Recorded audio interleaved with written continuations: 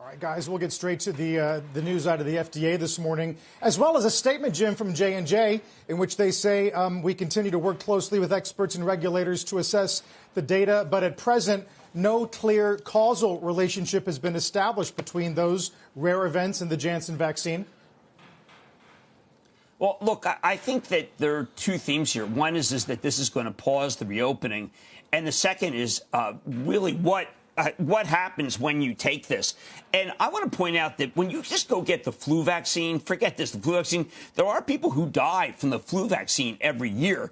And it's taken by far fewer than what we expect here. Don't forget, J&J only had about 4 million doses that it was able to give to this country. They were coming from the Netherlands, and that's because the J&J vaccine was being made by Emergent Bio. Emergent Bio's had its systems literally taken over by J&J in the Baltimore factory. So I want to emphasize that Moderna and Pfizer are going to fill in. And I want to hear what the FDA has to say, and it's obviously terrible for the people who've had this, obviously the blood clot situation. But David, what I see this as is it is a speed bump, not more than that. And J&J had pretty much, let's just say, been relegated to almost an asterisk, given their facts that they've had such problems at Emergent Bio facility. Yeah, I mean, Moderna and Pfizer's vaccine have been by far the most prevalent, the first on the market, and continue to be given at, thankfully, rapid rates. But, you know, Jim, listen, we'll defer to the experts, of course. We'll have Meg coming up in a moment as well to fill us in. But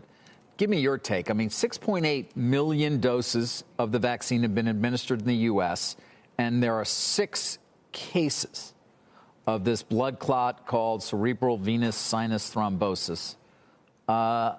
It's 1 in a million. Is that typical in your experience?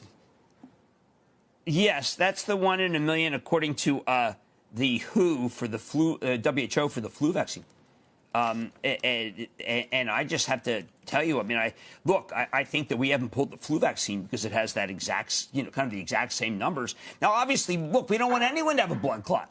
And we obviously just expect everybody to do well. But you know what? If you look at what vaccine I have taken every single year, I expect that there's there's a possibility that I could get sick from the regular vaccine.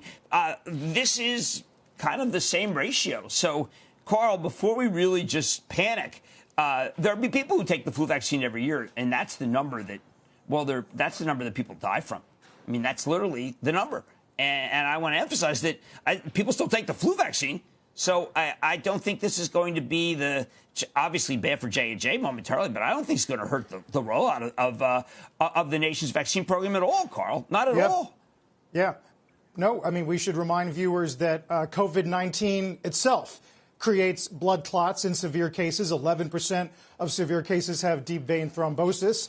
By the way, Jim, to your point about how fortunate we are that supply ex-J&J is so healthy, New York State's got a tweet right now saying that all appointments today in New York State that were going to be J&J will simply be filled with the Pfizer vaccine.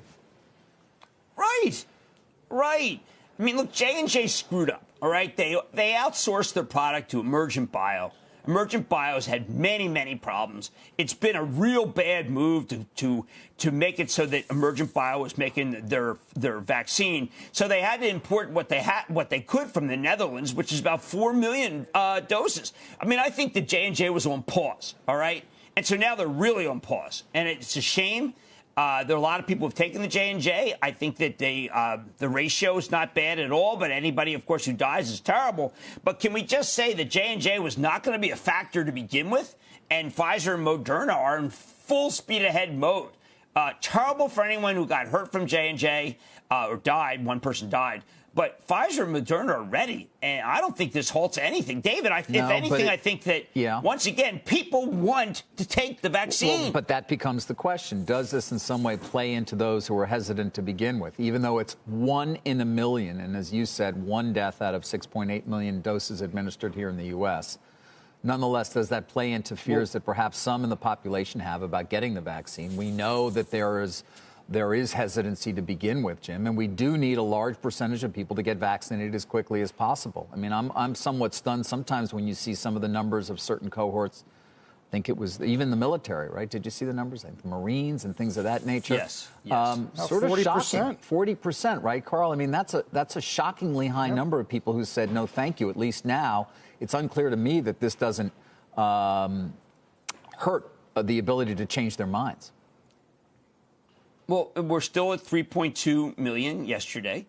I think that there are a lot of people who just accepted the fact that they were going and getting some vaccine. I now think that people will say, listen, I want the Pfizer, I want the Moderna, I don't want anything else.